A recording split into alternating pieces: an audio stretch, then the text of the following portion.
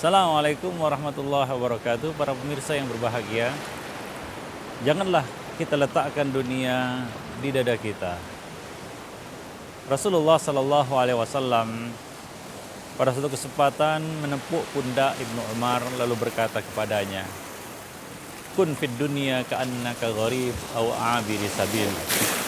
Jadilah kamu di dunia seperti seorang musafir atau orang yang sedang melintas. Begitulah keadaan dan posisi kita di dunia.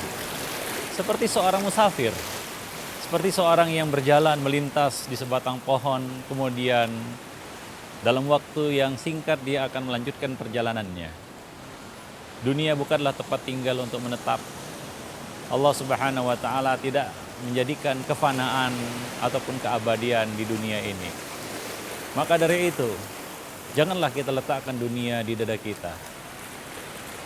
Dalam satu hadis Rasulullah Sallallahu Alaihi Wasallam menjelaskan tentang kedudukan dunia ini, nilai dari dunia ini. Lau kanatid dunya ta'dilu indallahi janaha ba'udah ma saqa kafiran minha syurbata ma. Seandainya dunia ini di sisi Allah Subhanahu wa taala senilai dan seharga sayap seekor nyamuk, niscaya Allah Subhanahu wa taala tidak akan memberikan minum kepada orang kafir walaupun sedikit, walaupun seteguk. Nah, demikianlah rendah dan hinanya kedudukan dunia ini di sisi Allah Subhanahu wa taala. Dan kita juga di dunia seperti seorang tawanan. Kita dalam penjara, tidak bebas melakukan apa yang kita inginkan, yang kita sukai. Ada perintah dan larangan di sini. Rasulullah Sallallahu Alaihi Wasallam mengatakan, ad-dunya sijnul mu'min wal jannatul kafir.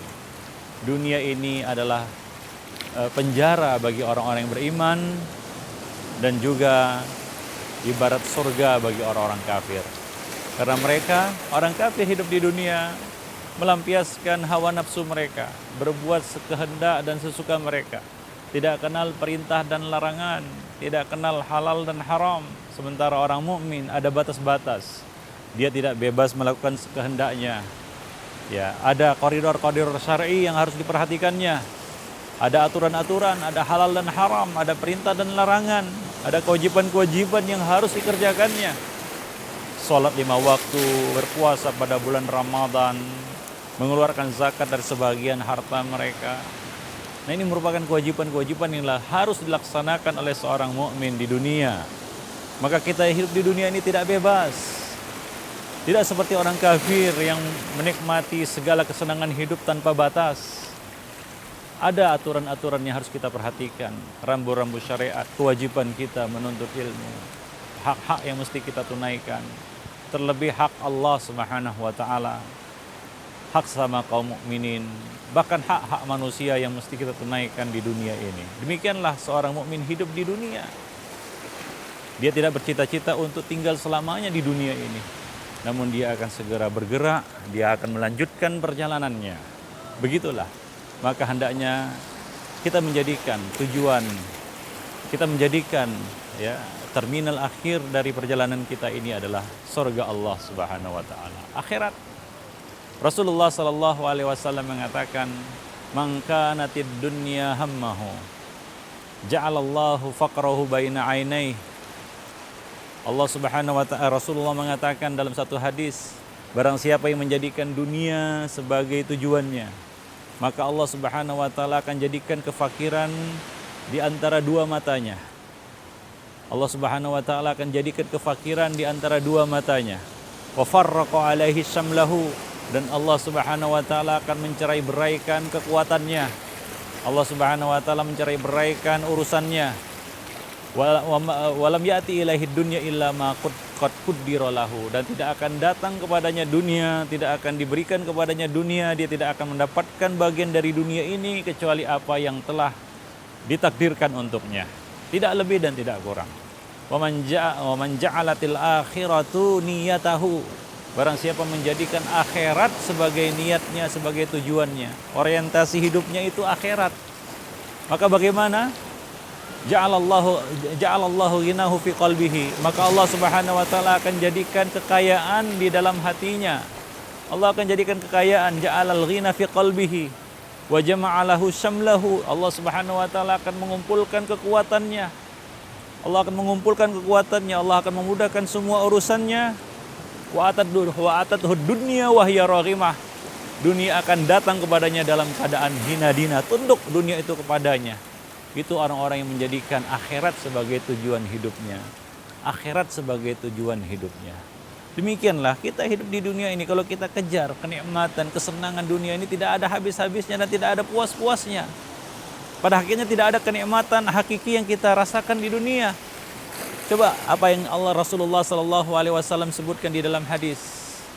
Ya, seandainya anak Adam, lau anna ibna Adam, lau anna bani Adam, ya diberikan satu lembah emas, ya diberikan kepadanya satu lembah emas, maka dia akan mencari labtagha minha thaniyan, dia akan mencari lembah yang kedua. Kalau diberikan lembah yang kedua, labtagha thalithan, dia akan mencari lembah yang ketiga.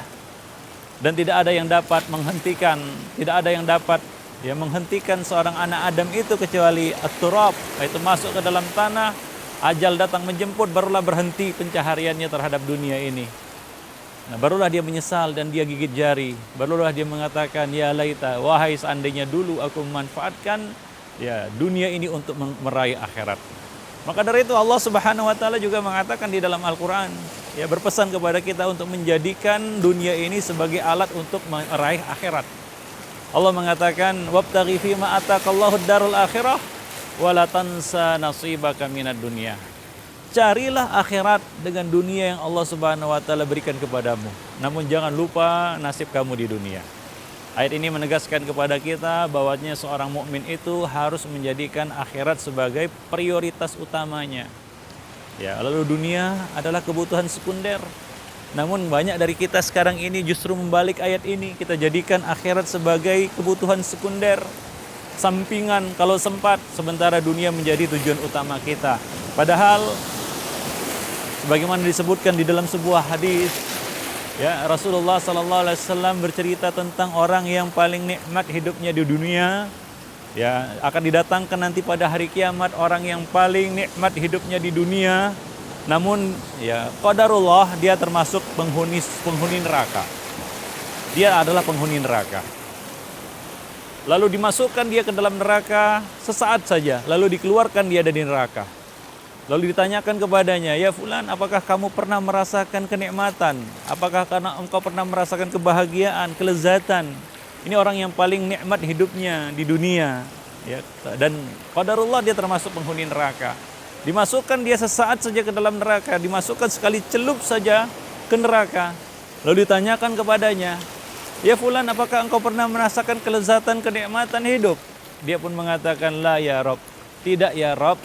Ya, aku tidak pernah merasakan kenikmatan sedikit pun. Ya, demikian coba lihat orang yang paling nikmat hidupnya di dunia, tapi di akhirat, ya ketika dia merugi, ya dia menjadi orang yang merugi, dia menjadi seorang ahli nar, penghuni neraka, dimasukkan sekali celup saja ke neraka, diangkat lagi ke atas, lalu ditanyakan kepadanya, bagaimana fulan, apakah kamu pernah merasakan kenikmatan? Dia mengatakan tidak. Aku tidak pernah merasakan kenikmatan sedikit pun. Nah sebaliknya, ya seorang penghuni surga, ya seorang penghuni surga, dan kebetulan dia adalah orang yang paling sengsara hidupnya di dunia. Ini orang yang paling sengsara di dunia, ya orang yang paling sulit hidupnya, paling menderita hidupnya di dunia. Tapi qadarullah, Allah Subhanahu wa taala menakdirkan dia adalah penghuni surga.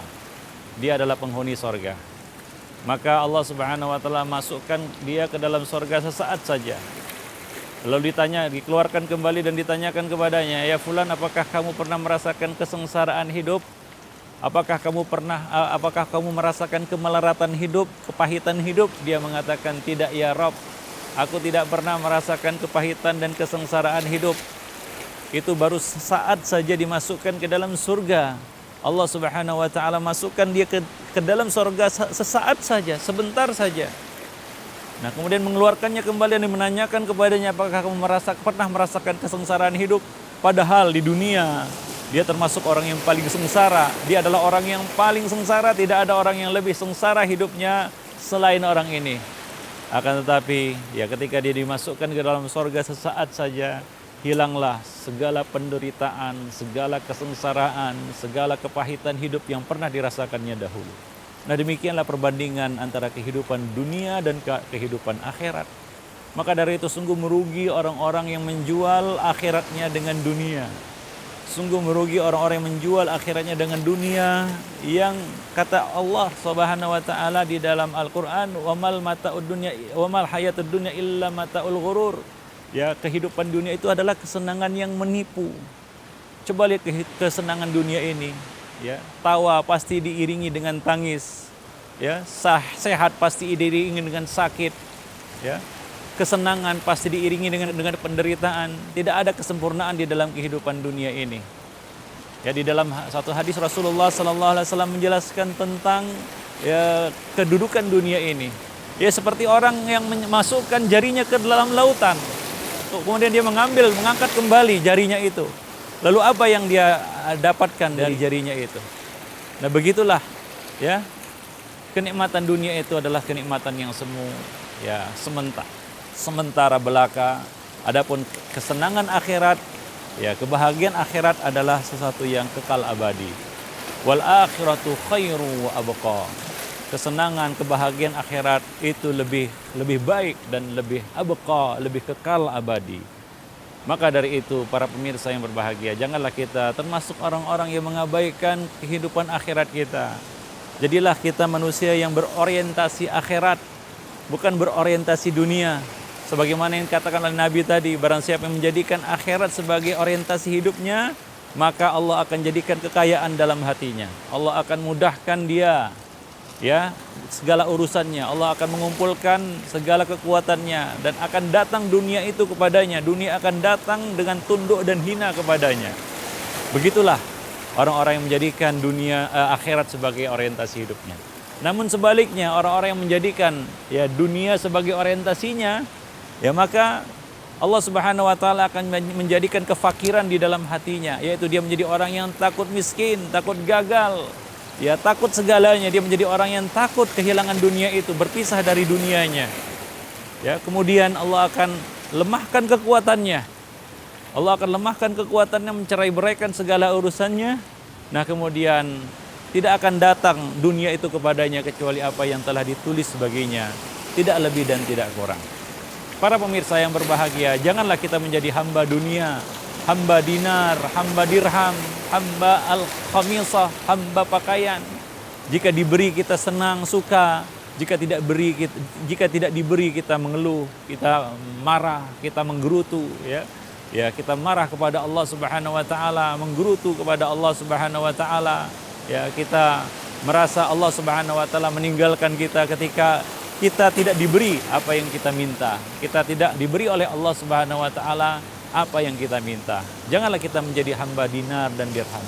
Jadilah hamba Allah yang sejati, hamba Allah yang senantiasa menjadikan tujuan hidupnya adalah Allah Subhanahu wa taala, mencari ridha Allah Subhanahu wa taala, mengejar ridha Allah Subhanahu wa taala.